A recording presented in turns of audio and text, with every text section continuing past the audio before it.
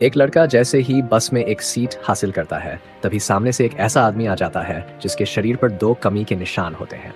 हालांकि लड़का अभी स्कूल में पढ़ने वाला बच्चा है, फिर भी वह डर के मारे अपनी सीट उस आदमी को दे देता है। क्योंकि इस दुनिया में इंसान की इज्जत और हैसियत उसके शरीर पर मौजूद कमियों की संख्या से तय होती है। जिसके शरीर पर जितनी कम कम कमियां होती हैं, उसका रुतबा उतना ही ऊंचा माना जाता है।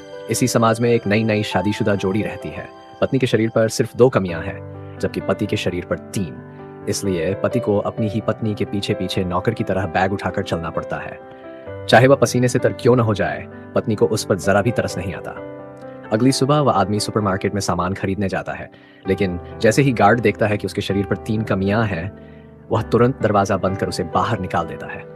बेइज्जत होकर आदमी सड़कों पर भटकने लगता है। तभी उसकी नजर एक ऐसी इमारत पर पड़ती है जिस पर एक भी कमी नहीं होती।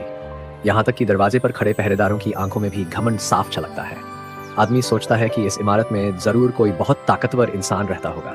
उसे खुश करने के इरादे से वह दरवाजा खटखटाता है। कुछ देर बाद दरवाजा खुलता है और सामने सच में एक ऐसा आदमी खड़ा होता है जिसके शरीर पर एक भी कमी नहीं है। वह बड़ा आदमी शैतानी मुस्कान के साथ उसे अंदर बुलाता है और हैरानी की बात यह कि वह आदमी को अपनी एक कमी का टुकड़ा देने की पेशकश करता है। आदमी को शक तो होता है, लेकिन पहले मिली बेइज्जती याद आते ही वह लालच में आ जाता है और उस टुकड़े को अपने शरीर पर लगा लेता है। कुछ दिनों बाद अब 2 कमियों वाला बन चुका आदमी खुद को और ऊपर समझने लगता है। उसे लगता है कि इतना काफी नहीं है। वह दोबारा उस आलीशान इमारत में जाता है और बिना अनुमति लिए उस बड़े आदमी से एक और टुकड़ा निकाल लेता है। अब वह आदमी समाज में सबसे ऊंचे पद पर पहुंच जाता है, लेकिन कुछ ही समय में उसे यह ऐशो आराम भरी जिंदगी भी बोर करने लगती है। लालच में अंधा होकर वह तीसरी बार उस इमारत में घुसता है और इस बार उस बड़े आदमी से आखिरी टुकड़ा भी छीन लेता है। अब वह बड़ा आदमी एक आम और तुच्छ इंसान बन चुका होता है, लेकिन उसके चेहरे पर अजीब सी खुशी होती है। वह मौका पाकर तुरंत वहां से भाग निकलता है।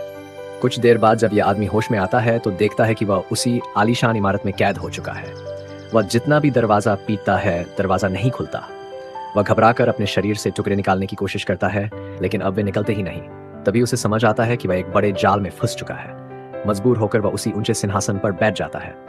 कुछ ही देर बाद बाहर से फिर दरवाजा खटखटाने की आवाज आती है और इस बार उस आदमी के चेहरे पर भी वही खौफनाक मुस्कान उभर आती है।